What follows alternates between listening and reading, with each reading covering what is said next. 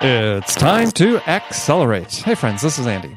Welcome to episode 553 of Accelerate, the sales podcast of record, where I hold in-depth conversations with today's leading experts in sales, marketing, and leadership.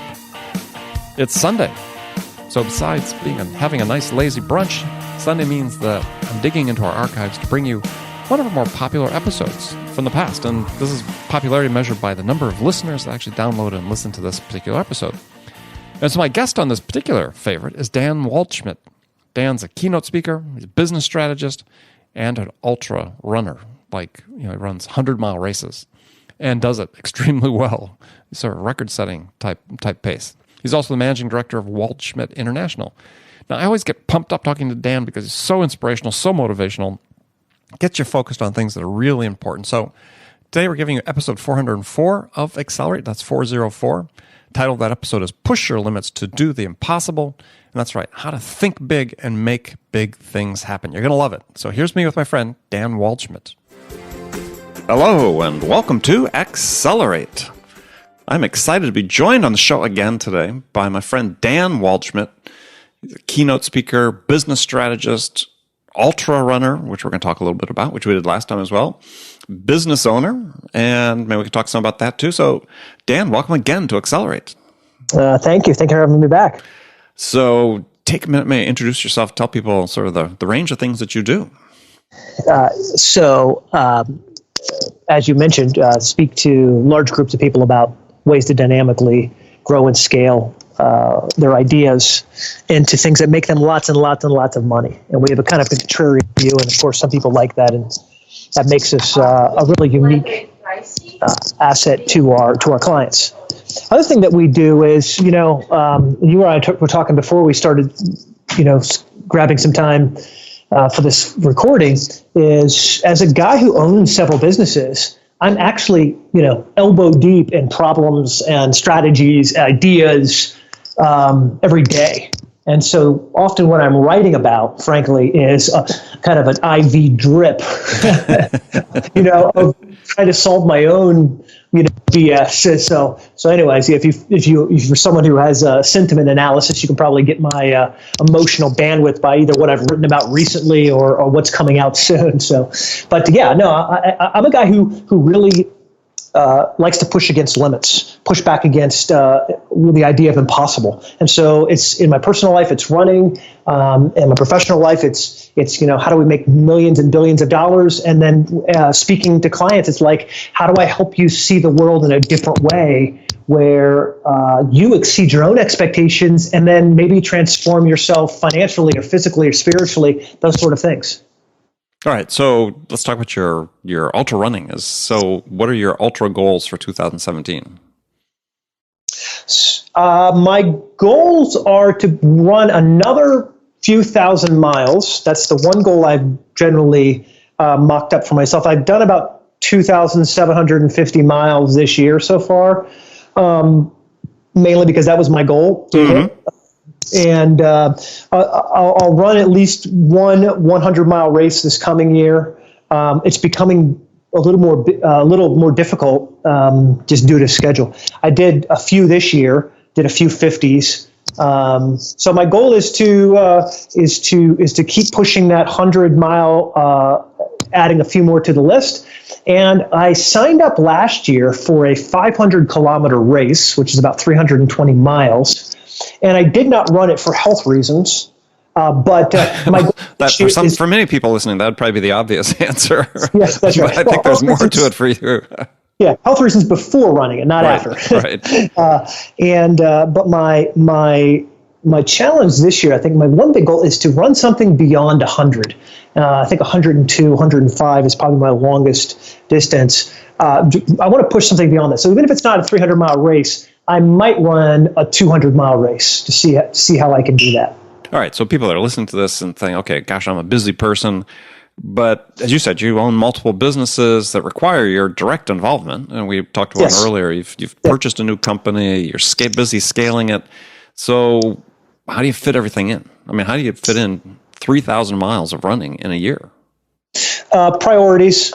Look, if For me, running is what gives me clarity to think about, next steps. It's the thing that allows me to avoid, false moves. You know what I mean? Mm-hmm. It's what allows me to look past the daily fear and grind that stops me from being successful. And frankly, it's the thing that allows me to perform at the highest level that I can achieve myself personally. I was telling my therapist yesterday, and I think the gentleman finds me quite amusing now after years of work together. But I've been sick for about a week. I had some really, really crazy stuff going on in my head and swollen artery and some stuff. So I had not been ready for about a week. And I was telling him, I'm losing my mind. I'm going crazy. Running is the thing that allows me to have focus. And then when I come back from a run, I know exactly what I need to do. And I think for me, it's that thing that focuses me, and I go to it. That and meditation, between meditation, transcendental meditation, and running, these are the things that kind of keep me anchored and grounded. I think I can be more productive because the things that keep me focused and accountable. And I'll tell you this too, when you're running a 100-mile race, in the last race I just did, I was running through the mountains of Alabama, and my previous race, I had finished 100 miles in about 17 hours and 18 minutes. I found myself stuck about 20 miles into a race going, I don't want to be here. I don't want to do this. Right. Unlike business, where you can nicely quit and give up. They say the average salesperson quits 11 months before they actually quit. Don't know if that's real or not, but it seems about right based off the salespeople. Right. Yeah. I'm 20 miles into a 100-mile race. What can you do? You have to figure out how to make it work, right? Because you're 20 miles in. So you either got to go 20 miles back to the starting line through the mountains and feel like a fool, or you got to find a way to make it across the finish line. And I did. It took me a full working day longer. So it took me 23 hours and 36 minutes. So the difference between 17 hours and almost 24 hours is just a vast amount. For almost a full working day, you have to think about, why am I such a loser? Why can't I get this right? What's wrong with me? That I'm an elite, I'm a world record holding ultra runner. I can't seem to put it all together. And I think that's that moment of weakness, of humility, of vulnerability, of raw trying, of forcing your perspective to change, or you die. You adapt or die. That sort of focus is exactly what I need to remain an elite level at speaking, at running, at doing business. And so for me, that's the interconnection between all these different pieces. Yeah. Wow. Great story. I mean, I won't even tell you my story. I had a similar issue with my last half marathon I did, but I got a mile into it and I was running with my sister, and I said, geez, it seems like we're running at a pretty fast pace, especially for her, because she hadn't done many of these. And I looked at my watch and said, oh, we're not running fast at all. What's wrong with me? And it was a death march for the remaining 12 and a half miles, but you find a way. Yeah, you find a way. Yeah, and I think that's the beauty of it is, if I could find a way to run 100 miles, which for a while I thought was inconceivable, and then I did it, and I was like, oh, well, shoot, that wasn't that bad. Which is, by the way, you don't say that when you cross the finish line. You say that a few days after you cross the finish line. Probably like giving birth. Yeah, exactly. I have no experience in that except I know my legs were shaking and all the parts of my body were saying you're fabulously hungry, and all the things that came back, almost like I kind of view them as like flashbacks weeks later, where you're thinking like, why did I want to do this? How could I do this? And then there's like this quiet strength that says, dude, you didn't even know that was possible and you did it. What else don't you know is possible that is next on your list of things to do? And so, I just, and by the way, it doesn't have to be 100 miles. Maybe it's a couch to 5K. Sure. Maybe it's a 5K. As you said, maybe it's a half marathon. My wife's done a dozen or so half marathons, and that's her distance. She loves it. That's trying. That's her push. Pushing her own limits. Physical exercise, I feel, and it's not just my feeling. It's backed up by a lot of coaches and smarter people than me. That physical exercise does something interesting with your brain, where it focuses you, it flushes out the fear you're feeling, and allows you to have clarity and inspiration for everything else in your life. Often, I'll tell the people that ask me about running, look, I don't eat calories to run, and I don't run to burn calories. In fact, if I go running and then I eat something, I'm not like, the running doesn't cancel out the calories, but the running does something inside my body metaphysically, right? And quite physically, not just metaphysically, but quite physically, where my body is saying, hey, we got to get ready. We have to how we store fat matters, how we optimize oxygen intake, all the things happen. And so that's very similar to a business. People often want to focus on like, I just want to improve how my salespeople close deals. And I forget, wait a minute, why are you even focused on closing deals? Why not focused on creating a brand or a perception or a customer experience that's so outrageously positive that the deals automatically close themselves? And so I think in my mind, and again, I know I'm somewhat of a nut job, but all these dots connect between business and sports to show that things that aren't necessarily a clear line, it's a dotted line, connect and they impact our lives. Just like for me, earlier this year when I was running from Key Largo to Key West, about 40 miles in, I DNF'd. I had to drop out of this race. My kidneys were shutting down. I was in first place. I was doing quite well. And all of a sudden, in 102-degree weather with 98% humidity, the amount of salt that was in my body was out of whack with the amount of water I was drinking. And quite quickly, my kidneys shut down. And I started, peeing this stuff that looked like maple syrup. It was not good. And so a quick lesson is that, does salt matter? No, it doesn't matter until you're trying to perform at a high level. And then it does matter. And all the tiny little variables that you shrug off as, oh, that doesn't matter. Oh, it doesn't matter what my receptionist said. It doesn't matter what color my logo is. It doesn't matter how I answer the phone or what the presentation I have is to my clients. None of that mattered. Just close more deals. You're probably wondering why your kidneys are shutting down or your revenue stream is shutting down. It's quite clear. You're not optimizing your company or yourself to perform at an elite level. And so, the things that shouldn't be killing you are taking you out of the game. Well, I think for a lot of individuals, it came back to a point you'd made earlier, is about prioritizing. I remember talking to somebody recently, one of the guests talking about when they interviewed prospective salespeople, they talk about, they try to measure the person's tolerance for sacrifice. Mm-hmm. And so when you're sort of working with people in business and so on, and in your personal life, is, what are the things you have to sacrifice in order to become this elite business athlete or elite athlete in an athletic pursuit? I mean, there are tangible things. It seems like people want to overlook that. So as people sort of plan going forward, is one of the things they have to be conscious of is, what are they prepared to sacrifice? You're absolutely right on that. I often tell leaders, it's not even what you're willing to do, because people will say to me, "Oh, Dan, you know," and I'm sure they say it to you, right? You have no idea, Andy. I'm going to do this. I'm going to make this happen. Like you're never going to see someone as motivated and driven as me. And you're like, okay, great, let's go do it. And you check in with them later and you're like, what are you doing? And they give you this list of what they're doing. And it's like, okay, great, you're doing some things. That's a great start. But it's not so much what you're willing to do that makes you successful, as you just mentioned about sacrifice. It's what you're willing to do without until you start reaping the rewards of that success. And so there's people that you try to coach and improve. It doesn't add up. Why aren't they successful? Why isn't it working? Why aren't they growing as quickly as you think they should be growing? And then you realize, wait a minute, that guy has too many shows in his Netflix queue. Mm-hmm. Guy, has to do these things, and he's not willing to sacrifice the indulgence of another Netflix show. And by the way, that's an hour, that's 2 hours. And you're like, where did your time go by? There it went right there. You made that choice. I went to seminary and I live in the South. And so all that combines to say, within 10 miles of my house in South Carolina, there's like 300 Baptist churches.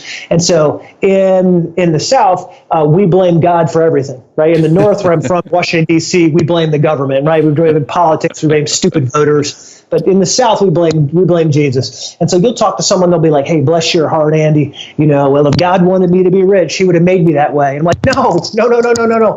You made yourself that way by stupid choices and stupid decisions and lack of effort and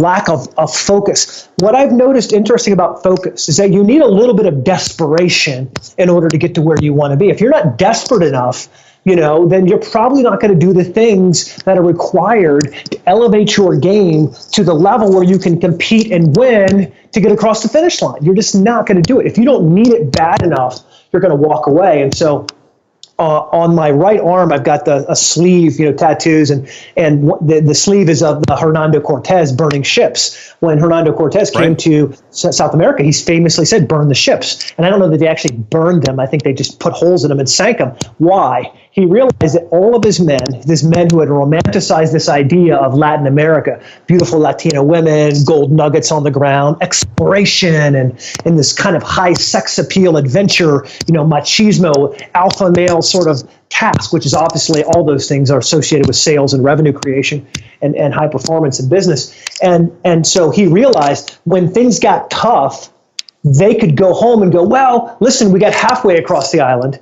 We defeated a third of the Aztecs, right? I got two steps towards my goal because they had ships and a place to go back home to. And so Hernando said, if we're going to win, we're going to have to make it impossible to go back home empty-handed. And so he said, burn the ships, burn it down. The only way to get back home to Europe is we're going to have to go through the Aztecs, conquer, win. By the way, that's pretty Machiavellian to say we're going to destroy other people that we have no right to destroy. We're just going to do that. We're going to take this, but we're going to take this ground. And when we get to the other side of the country, we're going to build new ships and then float those home. It's the only way back. And so I often tell people, if you want to perform at a high level, and if that's really the conversation, no BS, no pretension. You're not saying that because you're trying to impress the person next to you. If you really, really, really want to change, I would tell you, build a list of 5 to 10 things in your life right now that you need to burn. It might be a relationship that's negative and needy to another person, probably. It might be, it might be that you drive a vehicle that's way too expensive to appear that you're successful to other people. There's a whole laundry list of things. If you're really serious and you put together a list of things, you'll be shocked at the number of things you're doing right now that you're doing just for appearance's sake and that are stopping you from conquering, getting to the other side of the continent, in your world, whatever that means, and sailing your boat home with massive success. And so I think part of the way I sort of tell people about this is and teach it is, what are the things that you have to unlearn? They always talk about what we want to learn in the coming year. What about things we need to unlearn? Yeah. I mean, you talked about fears earlier, right? How do you unlearn your fears? Mm-hmm. Yeah, no, you're definitely right. I mean, and by the way, these fears, these memories, come from memories. You're fearless until you have a memory of something that causes you not to be afraid. First time you see a saber-toothed tiger, you go, wow, that thing's angry, but I don't know, he hasn't killed anybody I know. And then you see a friend get hurt and you get hurt. Next time you're a little more cautious. And then pretty soon you don't even have to see a saber-toothed tiger. All you have to see is the grass move in the distance a different way. And you're like, oh no. And it happens at business. It happens in a boardroom. It happens with a prospect's call. It happens with a spouse or another relationship where you see something start to change. It doesn't even change. You think it's going to change. And that fear drives you to do things that you wouldn't ordinarily do. And again, if you're going to perform at a high level, if you really want to change, if you really want to be amazing, then you have to talk yourself down. You have to say, Dan, that's not a saber-toothed tiger. That's just the grass. That's just the wind blowing. That boss isn't trying to find a way to fire me. He's just asking me for the status of that deal. He just wants to know what that deal is. He's not trying to find a way to throw me under the bus. But because of the way we're wired, we often aren't aware of our initial gut responses. We just say, oh, I feel like I should be responding this way, that way I should. What we don't know is that, for instance, as a human being, the second your body feels fear, your adrenaline glands kick in, and you start getting twitchy, and your mouth gets dry because your body shuts down your saliva glands to focus on more energy, and your stomach stops digesting food so you can focus that energy on surviving. Your body does all these things, and then you get out of a stressful situation. It could be a boardroom or a sales call or a pipeline review or whatever it is, and all of a sudden you're like, oh, I'm hungry, and why do I need water because my mouth is dry? All of these things, and you're not even aware that you're feeding into these fear, the negative outcomes of fear, and with a little bit of more self-awareness, with a little bit of self-improvement, you can not just survive these moments, you can thrive in spite of what's going on around you. Yeah, well, along the same line, you've recently published an article about 25 things successful people refuse to do, and it's sort of along the lines of unlearning behaviors. And I just wanted to spend a few minutes sort of going through some of those because I thought there are a lot of good ones there. We don't have time to touch all 25, but first on the list, which is I think maybe you prioritized it this way, but is you say successful people refuse to make excuses for their own mistakes. Yeah. We spend a lot of time trying to excuse away why something didn't happen, or why your interpretation of that is wrong. And the reality is, you just have to not make excuses. Say, I didn't perform, it didn't get there. We're going to try to do it better next time. Simple as that. Well, humility is a very powerful thing. Very powerful. I think one of the reasons why I enjoy running is that if there's one thing, I often use the word pure, and I know for those people who are not that maybe hardcore about sports, you're like, shut up, Dan, calm down. But when you're running, it is what it is. Right? The clock is the clock. And like you said, you look at your wrist and you're like, wow, I'm crushing it. And you're like, oh, wait a minute, I'm not crushing it. You felt like you were crushing it, but when you checked the standard, the fact was you weren't crushing it. Same with me. I'm 20 miles in going, I don't know how I'm going to finish. Right? Mm-hmm. And the reality is, there are facts, there are realities about what works and what doesn't work. And you can spend your time making excuses, or you can say, I have a relentless desire to improve. So it doesn't matter where I'm at. What matters is if I make the decision to keep improving. Right. Well, another one that's very interesting, you say successful people refuse to copy what other people have done to be successful. And this is so interesting because in sales in particular, and you're familiar with this, is they always want to put the strong salespeople on a pedestal and tell everybody else will do just what they've done. Mm-hmm. And the fact is that you're not going to succeed that way. You're a unique individual. You have unique strengths and capabilities. And so much about sales these days is, putting people into rigid processes and not letting the individual really thrive the way they could. I have nothing to add to that besides exactly. Well said, well done. You're exactly right. It's easy for us, the whole get rich quick scheme is hey, I sell coffee, and if you sell my coffee beans to 17 of your friends and they all sell it to 17 of their friends, you're going to retire to the beach and do no work and life is good. And I know I'm oversimplifying things and perhaps taking a dramatic example there, painting a dramatic example, but as life is much, much more difficult than that. If you're ever on YouTube and can stomach a few F-bombs, look up C.T. Fletcher, a guy who's grew up in Compton and 22-inch arms. He talks about working out. He said, there is no 7-minute workout. You know how you get big arms? You put in the time. There are no shortcuts. There are no easy paths, to getting in shape. You have to put in the time. It's the same way with sales. And so that's why I write a lot about philosophy, not exact steps. And you're a guy who's actually, you've written a couple things, and you talk about optimizing, you talk about how improving, and people will say, a lot of what you've tried to refine and hone is, how to do more of what you're good at, better. Right. But I don't have the same strengths as you. I tell people all the time, I dropped out of college twice. I'm basically a village idiot. I'm surprised people pay me any amount of money to help them drive their business towards rapid acceleration, right? But there are people around me who can look at a situation with this deep analytics and go, here's exactly what you need to do, to have a 10-minute recipe for X, Y, Z. Here's a perfect way to do it. I could never do that. So if I try to copy you or you try to copy me, you're in for a rude awakening. There has to be this self-awareness to say, what am I truly gifted with? What sort of pain and chaos am I willing to stomach? What are my strengths? What are my weaknesses? How do I use those to get to where I need to be? Well, another one that I think is really interesting that you talk about, and this is part and parcel of what we've been talking about so far, is you say successful people refuse to look down on others around them who aren't winners yet. Mm-hmm.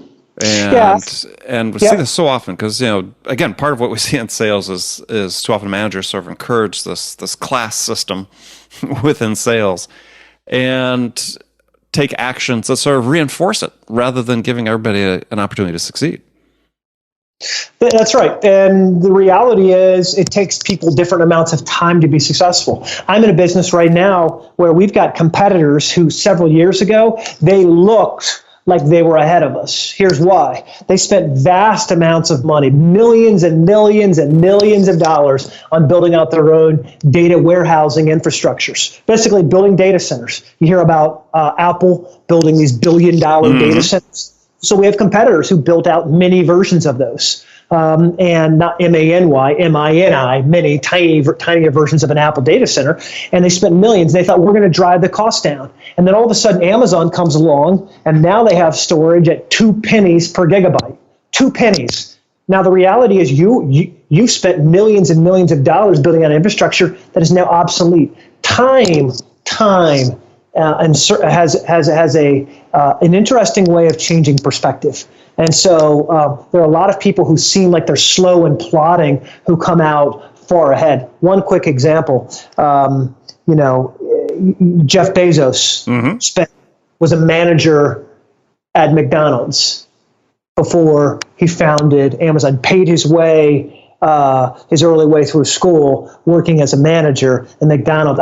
It probably doesn't seem like you're a super success story when you're a manager at McDonald's. Let's go one step further. I think it was 94 or 97 when he started Amazon.com as this business which would allow you to get a used book from one side of the country to another side of the country off a computer screen, and the website was pretty bare bones. He didn't make a profit for almost 24 years. And now runs one of the most successful companies in the globe. Why? Is that he had this view of what success was like. And if you judged him in between now and then, you would have had different judgments. Microsoft was crushing it, and now Apple's crushing it. Guess what? Last month, the Microsoft Surface, this brand new computer that Microsoft has come to, outsold the MacBook. It looks like the tables are turning back again. And so we have this chance to go, I'm not going back to Windows. There you go. I'm not either. But the reality is that you have to have a mission. You have to know why you want what you want and what you're willing to do to go get it. And along the way, there will be those who judge. It's just a waste of your time and to look at other people and go, you're not what I think you should be, therefore I'm judging you. Right. It's just a waste of your time, and it also limits you from going, what's that person doing that I could learn from and improve? Yeah. Well, and so another point in there is, you talk about successful people refuse to waste their time doing things that don't matter. And, time and time again, we're always reminded that, there's the one thing we're trying to accomplish, that one thing. And to rigid, in a very disciplined fashion. And you talked about early in the show about, you prioritize. This is a hard thing for people to master. Yeah, you have to know what you want, and you have to know why you want it. It's got to be a deeply held emotion, and a lot of people have written and discussed that. And then you got to change your priorities. If it's hard for you to change and adapt, then you struggle when circumstances force you to have to adapt in a day or in an hour or in a week, right? It's hard for you, but you have to kind of in your mind say, what's the most important thing? And then what should I be doing right now? I often challenge our teams with this question. Does it really matter? Does it matter? Look, earlier in the conversation, we were talking about the importance of details, but also an equally important question is, does it really matter? right? Doesn't really matter, And so asking yourselves this question helps you adjust your priorities real time, and allows you to perform at a high level despite what's going on around you. Right. This election was a big, show, and there's a word you could put in front of that, right? It's a big mess.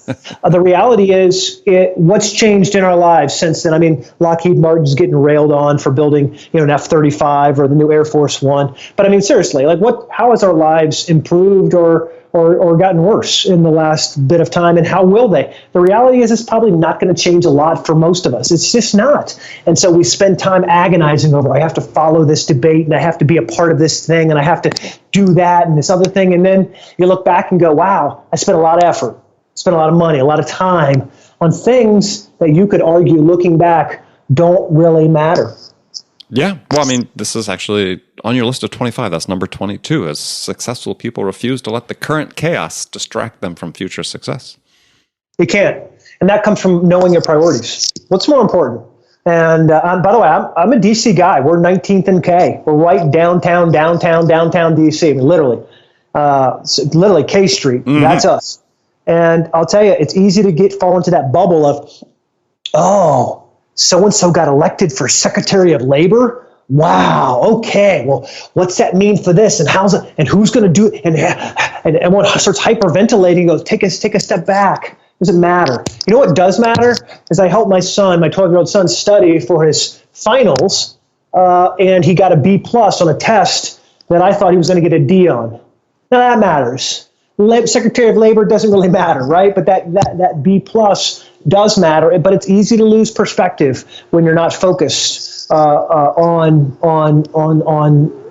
priorities. You just let the chaos of the moment sway you left and right and left, and you forget that what you're watching isn't a news show. It's entertainment. It's there to keep you, coming back after the break because there's this juicy story, right? This scintillating thing, and instead of saying, hey, listen, you're watching a dramatic production of what could be called sometimes news. Yeah. Well, I think that the lesson is for a lot of people is just to keep in mind, and I certainly saw it. I looked at during the election period, like the month of November, just in listenership to this podcast, is we saw a little bit of a dip because people were distracted. So, yeah, politicians come and go, and administrations will come and go, but yeah, you've got one opportunity to lead and live your own life. One of the things I think about sometimes, and again, I'm not trying to be overly morbid, but I'll watch, as I travel a lot, and I know you do as well. And you're in an airport, you're looking around and you see older executives or older people, older husbands and wives. And I sometimes ask myself, well, what I'm doing now matter when I'm that age? Or will it? And that's a hard question to answer. But it's something I keep coming back to. Will it matter? Am I doing things that matter? Or am I just falling prey to the next, get rich quick scheme? Or am I falling prey to things that I'll look back and go, I'm unhappy and I'm disgruntled and I've ruined my life on things that just have not done anything for anybody else. They're selfish. And so, some things I think about as I look around. No, it's a great point. I mean, it's you have to have that passion that drives you. Otherwise, yeah. I mean, the passion could be, look, I just want to provide for my family and, give them opportunities that I didn't have. Or it could be, yeah, I'm trying to make a huge difference in the world, but you really need to identify what that is. Yeah, absolutely. Yeah, most definitely. Okay. Last segment of the show, I've got just a handful of standard questions I ask all my guests. And since you've been on the show before, you get a different set of questions. So first one is in your mind, is it easier to teach a technical non-salesperson how to sell or teach a salesperson how to sell a technical product? I think it's easier to only hire salespeople who are hungry and teachable. And that's what we do. If you're not hungry or teachable, you don't get hired. The rest fills itself in automatically. Okay. All right. So next question is, what is one book that's not a business book, not a sales book, like a literary book, that you recommend that every salesperson should read? I'm reading some philosophy books by Marcus Aurelius. One of the things, one of the things that I've been doing, following a lot, is this idea of Stoicism. Right. And a book that if you want an easy book, there's one called The Daily Stoic 365. Basically not devotionals, but daily reads that are 2 paragraphs each that will help you understand it. Another book that I think you would like is called Meditations. Go grab this on your Kindle. Meditations by Marcus Aurelius. And it's really neat. I mean, it takes you a minute because of how things are worded to understand it. But I went to seminary and I was studying Greek. So, you know what I mean? So it's not, you can do Greek, you can do, you can do, English, but it's really awesome. You read some of these books, you read how the greatest general of the Roman Empire, how he saw the world. It is so incredible. It'll inspire you to kind of create your own kingdom. Well, I think it's interesting when you read some of those Stoic philosophers or, Roman philosophers, even Greek, is that, their perception of the human condition wasn't too terribly different than the way we look at it. That's right. No, that's right.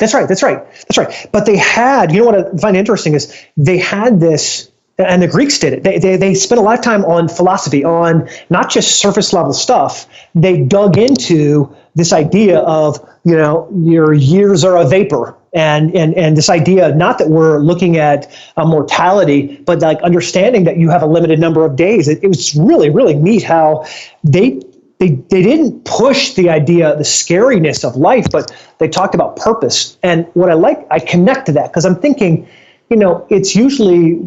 it's not this surface level discussion. How do I make money? And I want to go on vacation.